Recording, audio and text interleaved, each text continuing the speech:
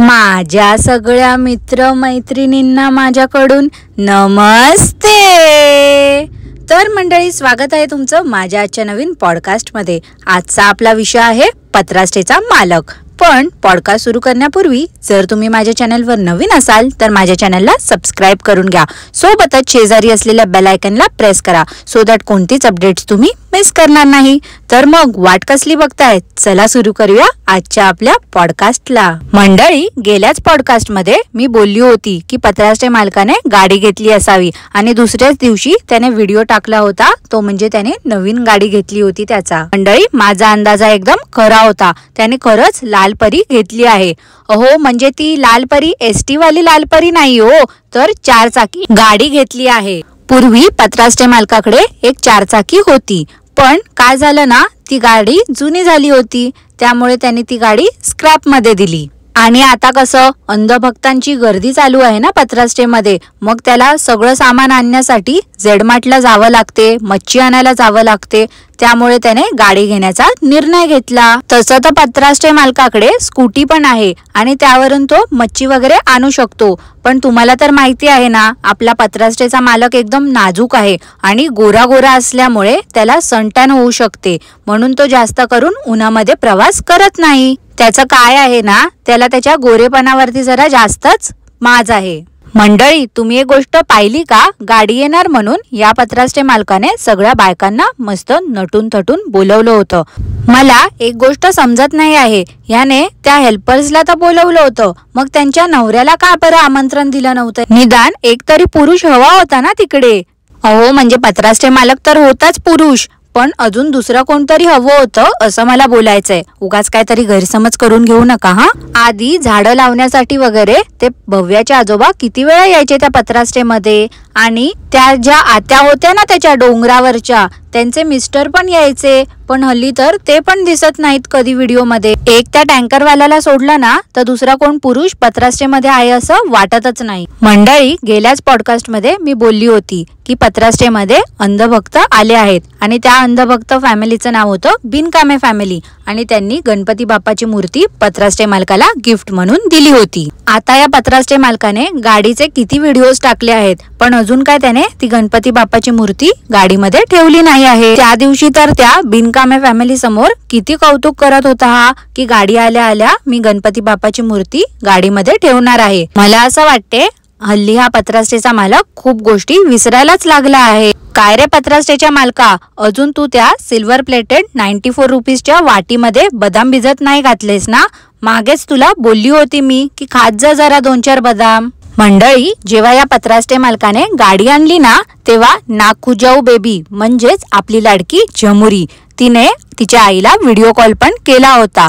तेव्हा काकू बोलल्या पत्रास्टे मालकाला बिपाशा बासू आवडते, आणि काकू बोलल्या पण की तिच्याकडे तशी गाडी आहे, म्हणूनच पत्रास्टे मालकाने पण तीच गाडी घेतली। खरंच बाबा, कठीण आहे या पत्रास्टे मालकाचं। त्यानंतर गाडीची पूजा वगैरे झाल्यावर पत्रास्टेच्या मालकाने गाडी घेतानाचे काही क्लिप्स लावले आणि चावी दाखवली। चावी बघून किरकिरे काकूंनी पत्रास्टे मालकाला प्रश्न केला की चावीलाच बटन आहे का रे? त्यावर पत्रास्टेचा मालक बोलला, हो, चावीलाच बटन आहे, इथूनच गाडीला ऑन ऑफ आपण करू शकतो। मंडळी, पत्रास्टे मालकाने सांगितलं की तिकडे पैसे वगैरे पडले आहेत, तर या किरकिरे काकू लगेच नोट उचलायला लागल्या। तेव्हाच या पत्रास्टे मालकाने पण काही नोट्स उचलल्या आणि किरकिरे काकूंच्या अंगावर फेकल्या आणि बोलतो, नकली नोट्स आहेत या। अरे बिंडोक पत्रास्टेच्या मालका, तुला अक्कल तरी आहे का? त्या नकली नोट असल्या म्हणून काय झालं? तू सो कॉल इन्फ्लुएन्सर आहेस ना, आणि पैसे फेकतोय। तुझ्या शेजाऱ्यांची आणि हेल्परची लहान मुलं पण तिकडेच उभी होती, ते तुला बघत होते। उद्या तुझं बघून ती लहान मुलं पण तसंच करतील, जरा तरी भान ठेव।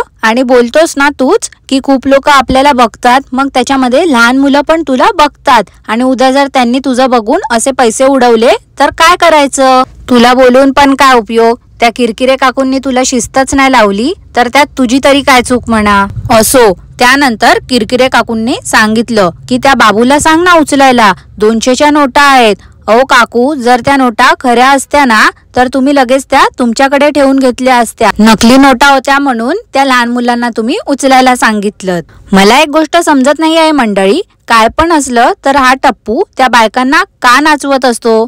काही पण असलं तरी गाणी लावून बायकांना नाचायला सांगतो. आता त्या दिवशीच बघा ना, त्या नाकात बोट घालणाऱ्या झमुरीला पण त्याने नाचायला सांगितलं होतं. काय लॉजिक आहे त्याच्या मागे त्यालाच माहिती. नाचून झाल्यावर या पत्राष्टे मालकाने व्हेज पुलाव आणला होता आणि हेल्पर्सला सांगितलं की ते सर्व कर. त्याच सोबत तो असं पण बोलला की आपल्याला गेस्टला नाही द्यायचं, हे आपल्यालाच खायचंय, ताट भरून घ्या, पोट भरून खा. म्हणजे मंडळी, हे लोक पत्राष्टेमध्ये जाणाऱ्या गेस्टला कमी क्वांटिटीमध्ये जेवण सर्व करतात, तरी पण मंदभक्त बोलतात की आम्हाला पत्राष्टेमध्ये जाऊन एकदम घरच्यासारखं वाटते. खरंच कमाल आहे बाबा या मंदभक्तांची. जेवण वगैरे झाल्यावर या पत्राष्टे मालकाने सगळ्या बायकांना घरी सोडलं. मग हा किरकिरे काकू आणि भव्याच्या आजीला राऊंड मारायला घेऊन गेला. त्याआधी त्याने पेट्रोल पंप मध्ये गाडी नेली आणि फुल टँक केली. तेव्हा हा बोलला की आता फुल टँक केलं आहे तर पेट्रोल महिनाभर चालेल आपल्याला. पेट्रोल वगैरे भरून झाल्यावर पत्राष्टेचा मालक गेला घरी आणि नंतर संध्याकाळी आली ती म्हणजे हसणारी आत्या आणि नाचणारी आजी. नाचणारी आजी तर एवढी एक्सायटेड होती ना की तुम्ही विचारूच नका मंडळी. त्यानंतर पत्राष्टे मालकाने नाचणाऱ्या आजीला पूजा करायला सांगितली. नाचणाऱ्या आजीला तर बाबा भारीच कौतुक होतं. आजी तर काय पूजा करून झाल्यावर सतत आपल्या हे दगड उचल एवढंच बोलत होत्या. मला असं वाटते त्या नाचणाऱ्या आजीला पत्राष्टे मालकाकडून काहीतरी हवं होतं. त्यांना धड उभं राहता येत नव्हतं, तरी पण त्या बिचाऱ्या वाकून वाकून सगळे दगडधोंडे उचलत होत्या. अहो आजी, तुम्ही रस्त्यावरचे दगडधोंडे तर उचलालो, पण त्या पत्राष्टे मालकाच्या डोक्यातले दगडधोंड्यांचं काय करायचं आपण? त्याच्या डोक्यातले दगडधोंडे कसे साफ करणार आहात हो आजी? मंडळी, मग घरी जाताना पत्राष्टे मालकाने सबस्क्रायबरने आणलेले पेढे सगळ्यांना वाटले आणि आजीला पण द्यायला गेला.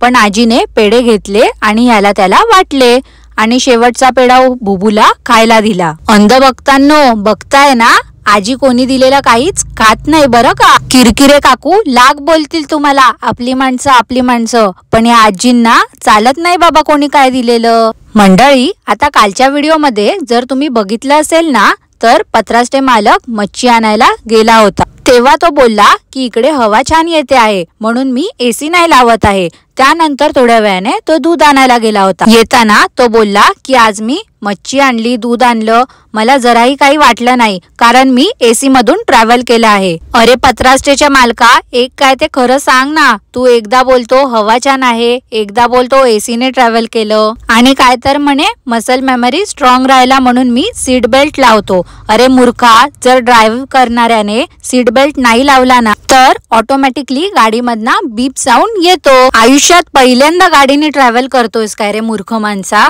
आणि धड तुला गाडी पण चालवता येत नाही, किती घाबरतोस? साधा तू ओव्हरटेक पण करत नाही कोणाला. किती भीती वाटत होती तुला गाडी चालवताना. उगाच फक्त कॅमेरा समोर सांगायचं की मी बाबा खूप हळूहळू गाडी चालवतो, मी सगळ्यांना पुढे जायला देतो. अरे गाडी चालवताना तुझ्या चेहऱ्यावरच्या एक्सप्रेशननीच आम्हाला समजते की तू किती घाबरतोयस गाडी चालवायला ते. ह्या तुझ्या खोटं बोलण्यावरती ना किरकिरे काकू आणि झमुरी विश्वास ठेवतील, आम्ही नाही हो. आणि आता काय तर झमुरीला पण तू गाडी शिकवणार आहेस. अरे तू शिकवशील ना तर ती कधीच नाही शिकणार. एक काम कर, माझ्याकडे पाठव तिला शिकायला, मी शिकवेन तिला मस्त तुझ्यापेक्षा छान गाडी चालवायला. आणि हो, फीस पण नाही घेणार मी तुझ्याकडनं, कारण तू एका सेलिब्रिटीचा मुलगा आहेस ना म्हणून. बघ यावर विचार करून, बाहेर तुला ऍडमिशनची फी द्यावी लागेल, मी तुझ्या झमुरीला फ्री मध्ये शिकवून देईन. काय मंडळी, तुम्ही काय बोलताय? झमुरीला मी गाडी शिकवावी का? मला कॉमेंट करून नक्की कळवा. आणि आजचा पॉडकास्ट मी इथेच थांबवते. आजचा पॉडकास्ट तुम्हाला आवडला असल्यास लाईक करा, शेअर करा, चॅनलला सबस्क्राईब करायला विसरू नका. सोबतच शेजारी असलेल्या बेल आयकॉनला प्रेस करा, सो दॅट येणाऱ्या प्रत्येक व्हिडिओचे अपडेट्स तुम्हाला भेटत राहतील. धन्यवाद.